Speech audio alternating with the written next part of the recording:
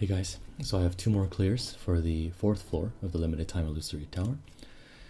One of them we're going to be using Zone Yuji, and the other one we'll use Teen Gojo. This is the strat for the Zone Yuji team. If you don't have this recollection, then you can use this SR1. Rest for Adults gives around, I think it's 250. Yeah, 250 ult gauge. And it has this nice little turn 4 to 6 damage dealt buff. But if you don't have this, you can also use this one over here. This is an SR1, Live a Long Life. This gives you 300 ult gauge. So it's more ult gauge, although of course it doesn't have that nice little passive. So either one works, but if you have this one, definitely use this one. For Yaga, if you have SSR Yaga, definitely just put him in this slot instead of SR Yaga, because we're using a yellow team. You don't have to use this recollection. If you can use Skies Connected or any kind of team damage boosting recollection should do the trick. This is fine too. You know, even this one, whatever you want to use should work fine. I'm just going to use this one because I have it, and you only really get to use it in yellow teams.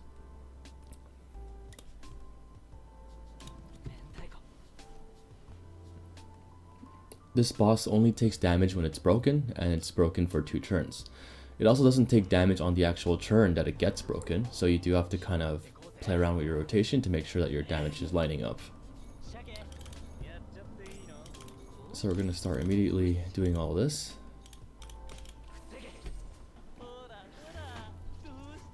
Your Toge should be strong enough to survive turns 1 through 2 and then die on turn 3 after getting his second skill 2 off.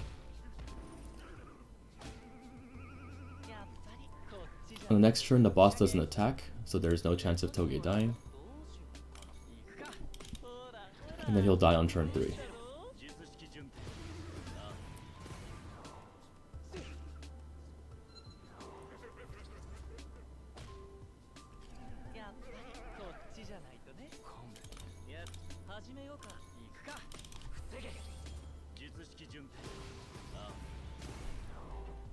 You could also bring LMS and then ult on turn 4 if you get the procs, but you don't really need it. I'm just bringing this to show that you can just ult on turn 5 and it's still fine.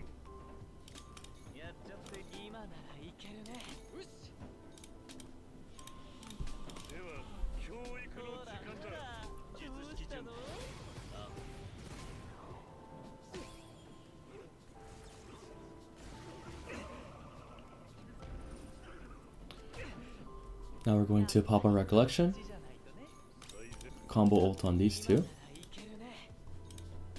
then we're going to ult this minion with Yuji. On the turn that you're breaking the boss doesn't lose its damage cut immediately, so it's not like you're going to be doing extra damage to it, so it's good to just kill off the minion here with Yuji's ult. Also, most of Yuji's damage is in the 2 turns after his ult anyways, so it doesn't really matter too much. This is guaranteed to break the boss.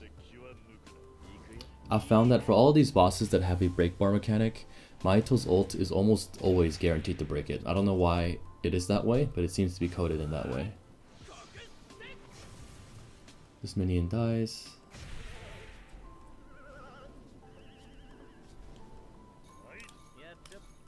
Now we skill 2 to debuff for our Yuji. Double skill 3.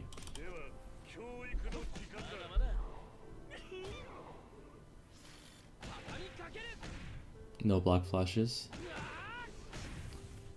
Even with that, even with bad black flash RNG, you're still gonna clear it on turn 7. Even if your Yuji is A0, there shouldn't be any issues, as long as he's relatively invested into.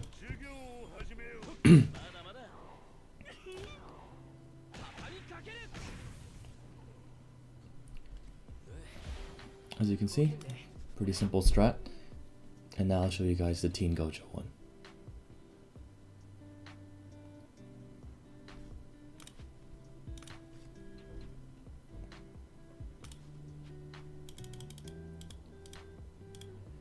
This one is a bit different because we have to play around doing Megumi's ult timing, right? Again, if you have SSR Yaga, just bring SSR Yaga instead. If you don't have this recollection, just bring Skies Connected, adult time, or maybe this one. Or sorry, I meant Rest for Adults, or maybe this one. It doesn't really matter. And then for Mahito, again, if you don't have Rest for Adults, then you can bring this SR recollection that gives ult gauge as well, 300 ult gauge. The only RNG for this strat is that your Teen Gojo has to taunt the side minion on turn 1. And you'll see what I mean.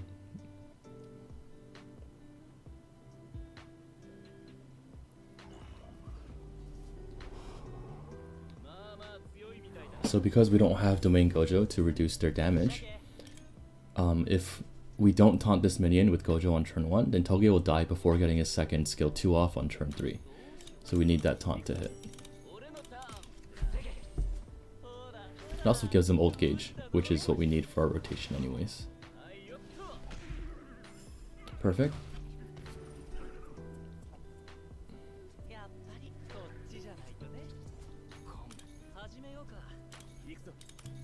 Now we're going to start buffing on Gojo.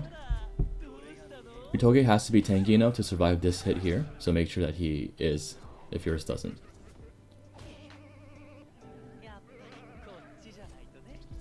Now we do a second skill 2. Another self buff on Gojo. The reason we're positioned like this in terms of Mahito and Megumi is because we need Megumi to cancel Mahito's ult and not the other way around, right? Because if Mahito cancels Megumi's ult, then we have no debuffs. So Megumi has to be the one canceling his ult. And then because we have to burst while the boss is in its break phase, which is only 2 turns, we're going to have to burst on Gojo with only 1 or 2 debuffs from Megumi. So here we're going to ult the boss with both of them. This will break the boss, and we'll do one more self buff on Gojo.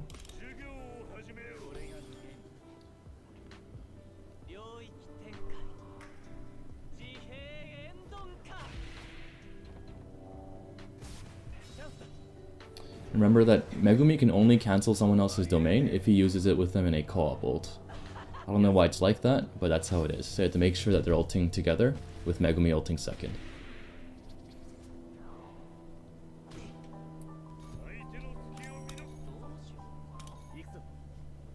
Now we're going to ult on Gojo with just 1 Megumi debuff.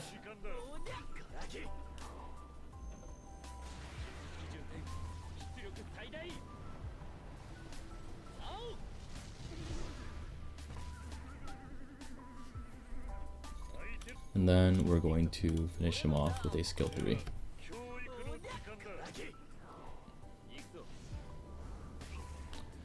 You could also have just skill 3'd on turn 5 and then ulted on turn 6. That works as well. And that might end up being more damage if you don't hit that many crits on your ult. So it really just kind of depends on what your setup is. But yeah, either one would have been fine. Just play around with it. Ulting on turn 5 or ulting on turn 6. Using skill 3 on turn 5, skill 3 on turn 6. Depending on your luck with your crits, you'll see different results. So just whatever you want to do, go ahead and do it, and it should be a pretty easy clear. Okay, I hope this is helpful. Bye guys.